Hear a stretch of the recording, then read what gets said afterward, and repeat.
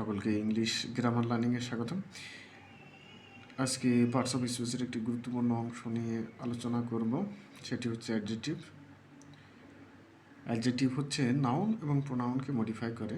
Modify অর্থ হলো noun এবং প্রোনাউনেরকে বিশেষায়িত করে, মানে নাউন বা প্রোনাউনের দোষ, গুণ, এটির কী অবস্থা, সতেজ না নিস্তেজ, এরকম যে অবস্থা প্রকাশ করে সেটি হলো অ্যাডজেক্টিভ। তো আমাদের মনে রাখতে হবে অ্যাডজেক্টিভ মূলত দুটি জিনিসের সম্পর্কে তথ্য প্রদান করে, যে এটি ভালো না মন্দ না খারাপ, কী অবস্থা এটির। তো এই জন্য adjective modifies noun or pronoun.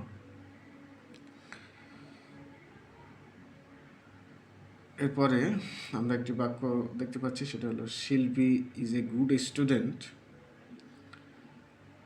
এইখানে গুড স্টুডেন্ট হলো নাউন, তার আগে গুড শব্দটি বসে এই শিল্পী স্টুডেন্টটি কেমন সে তথ্য প্রদান করছে এই গুড শব্দটি, অর্থাৎ শিল্পী ভালো ছাত্রী। তো স্টুডেন্টে নাউন হওয়ায় নাউনের আগে বসে গুড শব্দটি, যেহেতু এটি ভালো এমন কথা বলছে, সুতরাং এটি অ্যাডজেক্টিভ। অর্থাৎ যে শব্দ বা শব্দ সমূহ নাউন এবং প্রোনাউনের আগে বসে এদের ভালো মন্দ দোষ গুণ অবস্থা বলে, সেটি হলো অ্যাডজেক্টিভ। তো অ্যাডজেক্টিভের বিগত কয়েকটি পরীক্ষা আসা অ্যাডজেক্টিভ থেকে আমরা কয়েকটি প্রশ্ন দেখব। যেমন এখানে একটি প্রশ্ন দেখা যাচ্ছে, সেটি হলো go and catch the falling star here the falling is. এই go and catch the falling star এই বাক্যে ফলিং শব্দটা এখানে কী হিসেবে ব্যবহৃত হয়েছে সেটা জানতে চেয়েছে। 1 নম্বর অপশানে প্রিপোজিশন, 2 নম্বর অপশানে অ্যাডজেক্টিভ এবং 3 নম্বর অপশানে ভার্ব।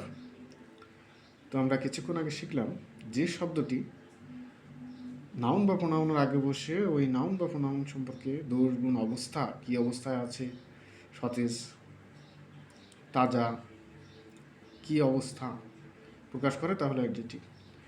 সুতরাং এখানে বাক্যটিতে go and catch the falling star, এই ফলিং শব্দটি স্টার মানে তারা,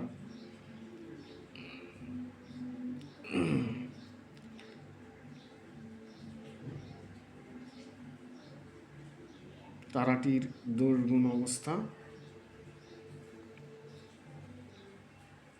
বলছে, সুতরাং এটি অ্যাডজেক্টিভ। তো অ্যাডজেক্টিভের মূল বৈশিষ্ট্য, অ্যাডজেক্টিভকে চিনতে গেলে যেটা চিনতে হবে সেটি হলো যে এটি অবশ্যই নাউন বা প্রোনাউনের আগে বসে তার সম্পর্কে কোনো ভালো মন্দ তথ্য প্রকাশ করবে। আরেকটি বিষয় আমি এখানে আলোচনা করব, গুরুত্বপূর্ণ বিষয়। আমরা প্রায় সময় পরীক্ষায় আসলে যে বিষয়টি নিয়ে আমরা ভুল করি সেটা হলো একাধিক নাউন যখন পাশাপাশি বসে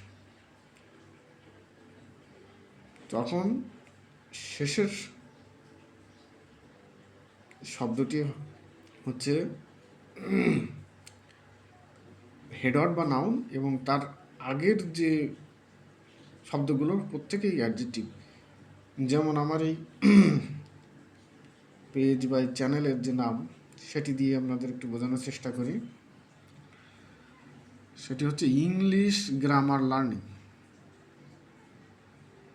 তো এখানে 3টে শব্দ, ইংলিশ গ্রামার লার্নিং, 3টেই নাউন কিন্তু পাশাপাশি পড়ছে, সুতরাং লার্নিং শেষেরটি হলো নাউন হবে, বাদ বাকি শব্দ দুটি হলো অ্যাডজেক্টিভ। লার্নিং শব্দটা হলো নাউন, আর গ্রামার ইংলিশ এই দুটোই এখানে অ্যাডজেক্টিভ হিসেবে কাজ করছে। সুতরাং যে জিনিসটা বুঝতে হবে, পাশাপাশি একাধিক নাউন যখন বসে শেষের শব্দটি নাউন হিসেবেই থাকে বা হেডওয়ার্ড হিসেবে থাকে, বাদ বাকি যে শব্দগুলো থাকে সেটি অ্যাডজেক্টিভ হিসেবেই ব্যবহৃত হয় বা অ্যাডজেক্টিভ হয়ে যায়। যেমন এর আরও একটি উদাহরণ হলো young university student. Young university student, এখানে স্টুডেন্ট শব্দটি হলো নাউন, কিন্তু ওই ইউনিভার্সিটি শব্দটাও নাউন, কিন্তু এই পাশাপাশি বসার কারণে ইউনিভার্সিটির অ্যাডজেক্টিভ হিসেবে কাজ করছে। সকলকে ধন্যবাদ। ইংলিশ গ্রামার লার্নিংয়ের সাথে থাকবেন, লাইক কমেন্ট করবেন। ধন্যবাদ।